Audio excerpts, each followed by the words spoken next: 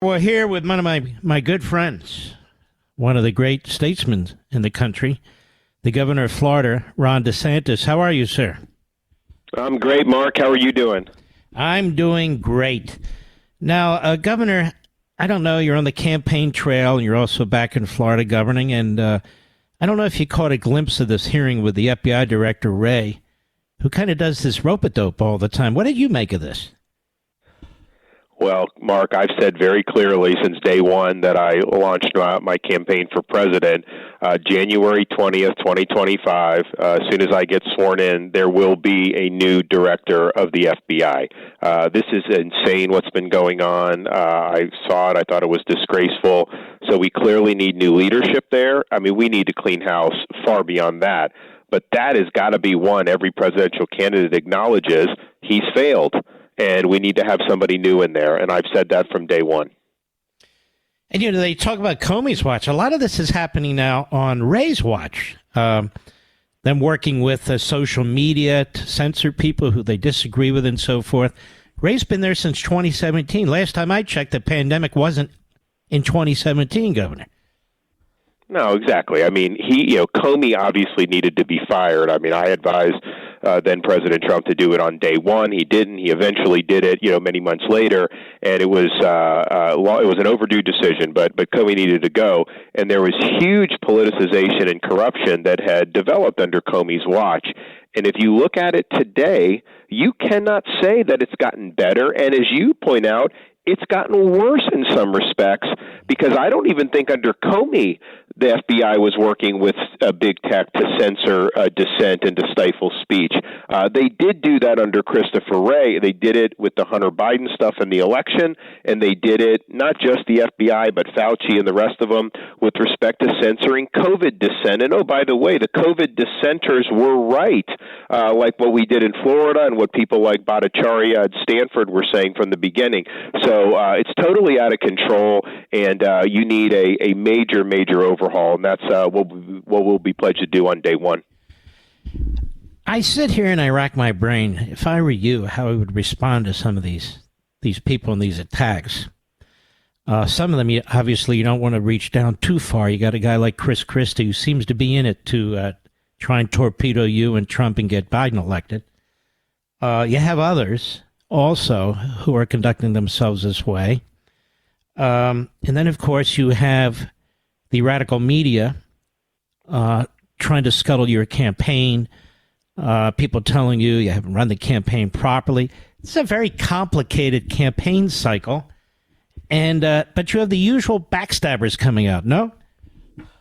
Well, here's the thing, Mark. When the media is stressing so hard to attack me and to try to act like, we haven't done this well or that well, the only reason they're doing it is because they do not want me to be the Republican nominee. Why? Because they know I will beat Biden, but even more importantly than that, they know they would end up with 8 years of somebody who's going to come in and spit nails and actually get all this stuff done. They do not want the administrative state brought to heel. They don't want the invasion at our southern border stopped. They don't want the Green New Deal in Bidenomics reversed. They don't want any of that. And so they understand. And a lot of times on some of these shows, they will be honest and say, we fear Governor DeSantis more than anybody. So that's what this is motivated for. And so, look, when this stuff happens, that's just part of the process. But when you're getting attacked, you're over the target. And if I wasn't a threat to these people, they would ignore me. And the fact that they're not only attacking me, they're attacking my wife, who personally, and is just a great woman and a great first lady. But she's out there talking about an issue that's very important. Parents' rights and protecting our children, making sure the education system aren't indoctrinating kids with left-wing ideology. We've gotten that done in Florida.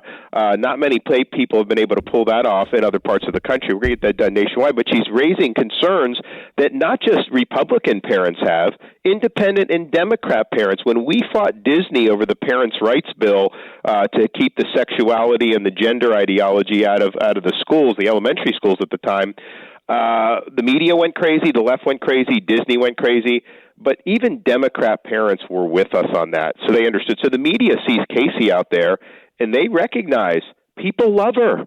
She resonates with women. She resonates with parents. So what are they going to do? They don't want that to happen, so they attack her and they try to smear her. And so she and I both understand that some of these attacks are really a badge of honor. I mean, if MSNBC is taking time out of their day to constantly attack me, even attack my wife, that shows you who they're concerned about. Because if you look at what we've done in Florida, taking a state that was evenly divided politically, winning by 20, turning it into a red state, but then delivering on every big conservative issue from illegal immigration to having budget surpluses to fighting ESG, fighting the woke, all that stuff, they see the writing on the wall. If we're able to do that nationally, then Katie barred the door, and they know that they will not be enjoying that. So it's all part of the process, but I think it's confirmation that people realize we're a threat.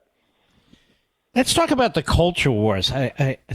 We have these Republican establishment candidates. Most of them are for the Northeast, let's be honest, where they pretty much are just handling their states, getting ready to hand it over to Democrats. And they seem like you can't walk and chew gum at the same time. Now, you've walked and chewed gum at the same time to Florida. You can't ignore the culture wars, as you've pointed out before, that involves our children and our families and our way of life. It's not just something to blow off, and you deal with the economic issues and the safety issues and the so forth. You got to do all these things. But you have a kamikaze candidate out there whose name shall be kept quiet because I don't want to embarrass you, but he's a kamikaze candidate, and he says basically, when it comes to these battles over sex and little kids and so forth and so on, the conservative position is to leave it to parents and to stay out of it. Am I missing something? Don't we taxpayers pay for these schools? Don't people have to send their kids to those schools if they have no alternatives?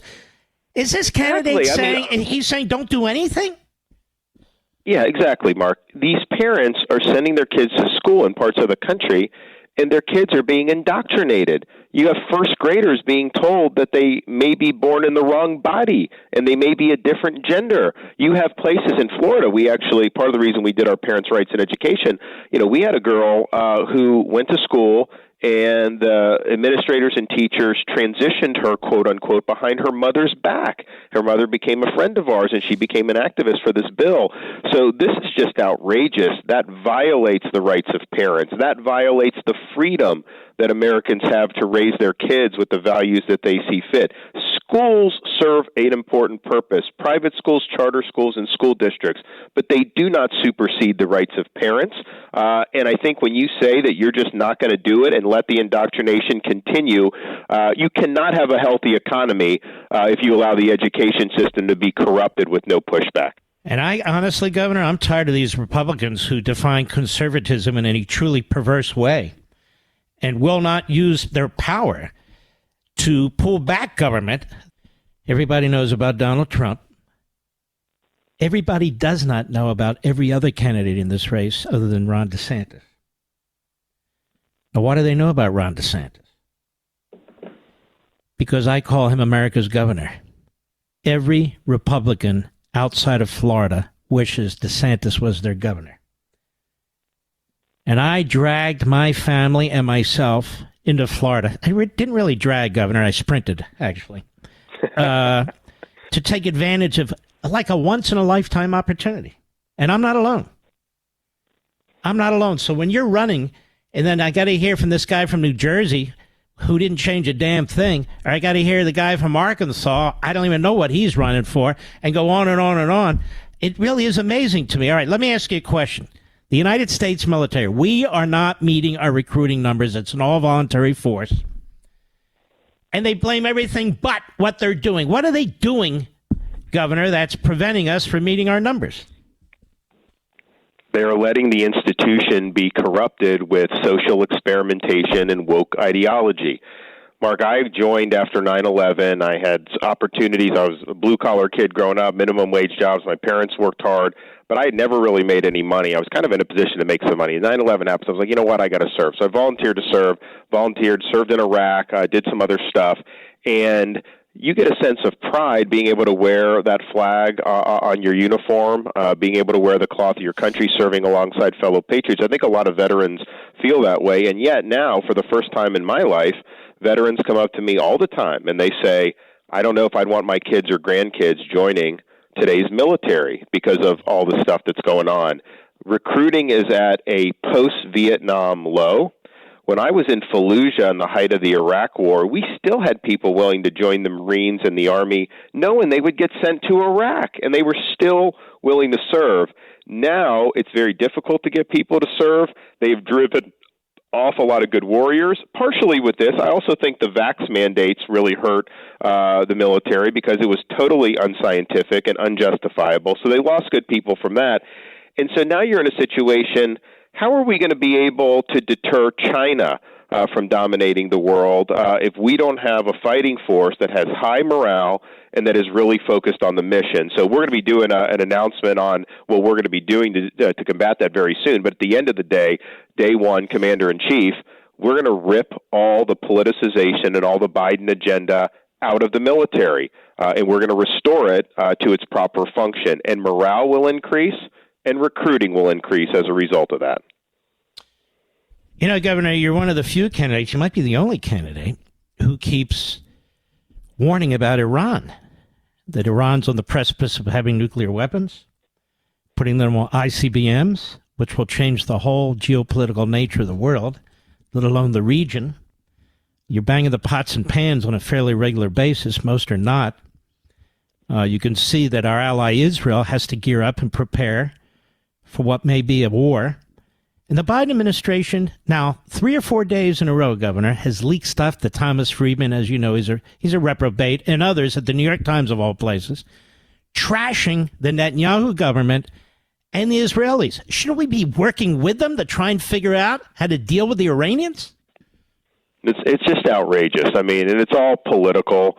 They don't like Bibi, quite frankly, because he's a conservative. They're wading into internal Israeli matters like the judicial reform. Totally inappropriate for us to be sticking our beak into that. This is a first-rate, very smart people in that country. They can figure that out. And so this is part and parcel. At the end of the day, Biden wants to resurrect the Obama-Iran policy.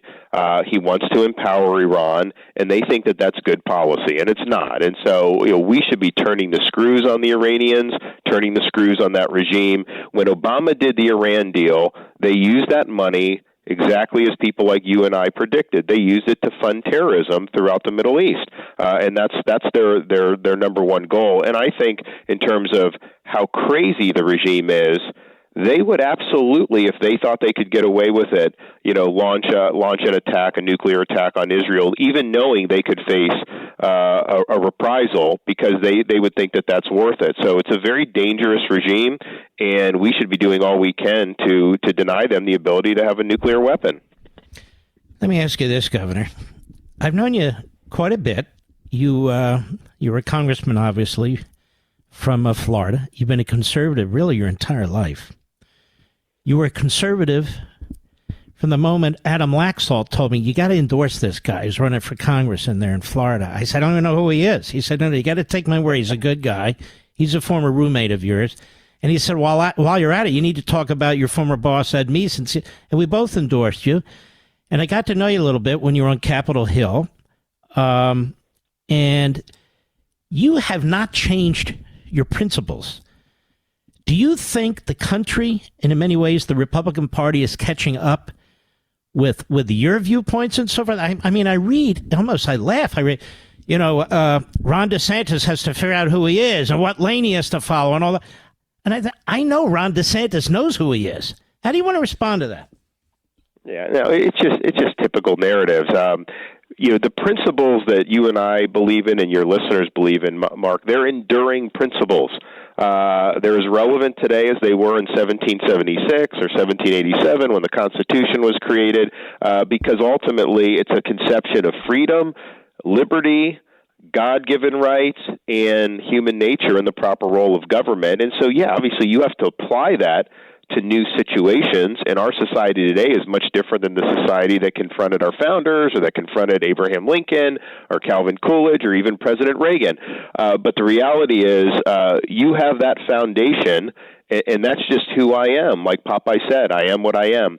and you got to apply that in ways that are protecting the liberty and the well-being of your citizens. And we have done that, and we've been unwavering in trying to do that. And I reject the idea of lanes or this or that.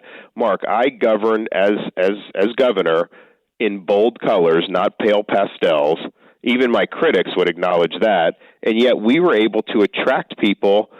Some were conservative. We attracted moderates. We attracted independents. We attracted Democrats. I even had people who voted for Bernie Sanders vote for me for re-election because they liked the fact that I saved their job during COVID or prevented them from being forced to take a COVID shot that they didn't want to. And so I think that, at the end of the day, is proof that when you are bold, when you're rooted in the fundamental principles that matter, and you apply those in ways that are be effective, it's actually very popular. And you actually can get people that there. And if you think back, who has won the biggest election for Republicans in the last 40 years was Ronald Reagan. And I would say he was the most philosophically conservative candidate we ran, over that period of time. And he attracted a whole bunch of people. That's exactly what we did in the state of Florida. It's not this lane or that lane. It's a broad appeal to a cross-section of the Republican Party, but also a cross-section of the overall electorate. Is it difficult, or certainly more difficult, to get across your message, your personality, and so forth to the rest of the country when you have a Democrat Party media that is so thoroughly corrupt and some conservative media that have picked this candidate or that candidate and also make it difficult? Is it difficult to get your message out? Well, look, I mean, when we have opportunities to do it, I think we do an effective job at it. Some of that is just personal one-on-one meetings in Iowa, New Hampshire, these places. We're doing that. We're going to do a lot more over the next 6-7 months. We are also going to start actually putting money behind messages and crafting that so people are receiving that. But at the end of the day, I think the media attacks from corporate media, I think most Americans at this point don't trust them. And what I found is, they'll try to kind of smear you, but then when average Americans just hear you from the horse's mouth, they're like, this guy makes sense, and we do very well. I think on the conservative media side, I mean, until about 6 months ago, I was universally acknowledged to be an outstanding conservative governor. And I know people have financial interests or this or that or whatever rooting interest, but the reality is I think conservative voters know that I'm a strong leader and I share their values and I've delivered big results. And so at the end of the day, you get in these primary situations, I think sometimes people can embarrass themselves because if you're for a candidate, fine. But if you're trying to say somehow like that I'm not, a strong conservative, I mean, that's just laughable. I mean, I don't know that you could have had a governor over the last 5 years that produced more big conservative wins than we have in the state of Florida. No, they're projecting a narrative as well. So if people want to go to your main website and see what's going on, where do they go?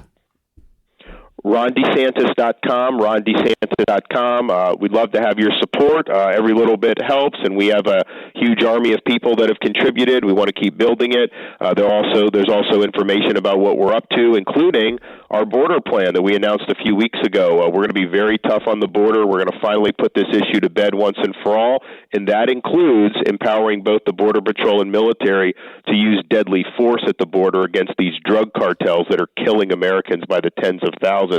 They try to break into this country with fentanyl, they're going to end up stone cold dead. I meant to get into that. I ran out of time, but it was hilarious. The Wall Street Journal editorial in response to you, where it said something, Ron DeSantis has been doing great, except on this issue now he's kind of stepped in it. Do you know that in 2002, the Wall Street Journal editorial said they want an amendment to the Constitution that's 5 words. I think they did it on July 4th or right after July 4th. Thou shall have open borders. Did you know that? Yeah, it's totally unacceptable, Mark. And I mean, we're seeing a lot of the problems for what's happening.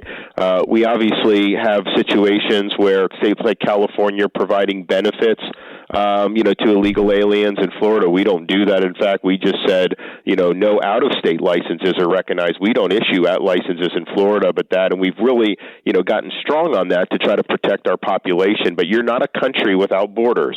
You got to have borders. And I think some of this is, there are business interests out there that just want to import cheap foreign workers to be able to undercut the wages of Americans. And I don't think that that's good policy for the United States. No, and there's plenty of it here already, certainly over the last 2 years, Governor. Well, Governor, I want to thank you, wish you well on the campaign trail. My best to the First Lady of Florida, who is absolutely fantastic, and God bless you, sir. Okay, God bless, Mark. We'll talk soon. Thank you. All right, be well.